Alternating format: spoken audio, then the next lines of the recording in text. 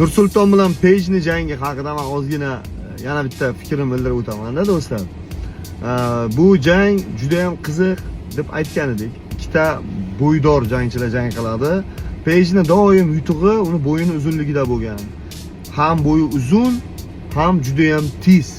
Birdaniga harakatlar bilan raqibiga yaqinlasha olgan, birdaniga harakatlar bilan raqibidan uzoqlasha olgan. Va Pejga yaqinlashish juda ham qiyin masala.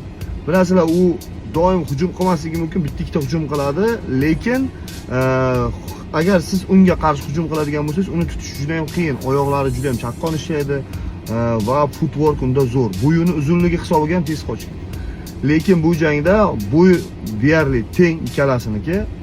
Ana endi Nursulton hozir ko'rib turibmiz, kurash ancha o'sgan. Men o'ylaymanki, bunda Nursulton kurashini juda ham faol ishlatadi. Va juda ham ehtiyot bo'lish kerak bo'ladi albatta. Pejni o'sha o'ng qo'l cross zarbasi, ya'ni kutilmaganda otadigan o'ng qo'l zarbasi, oldin chap oyog'ini oldinga qo'yib turgan holda tezda otadi. Mana shu zarbasi uni xavfli qilib qo'yadi. Oyoq zarbalaridan to'g'risi men unchalik ham xavotir olmayapman Pejni, lekin qo'l zarbalari biroz muammo tug'dirmasa, hatta kurashda ham menimcha hozirdagi Nursultonning hozirgi holatini hisobga oladigan bo'lsak, ustunlik qiladi menimcha. Bilmadim, sizlarning fikrlaringizni kutib qolaman.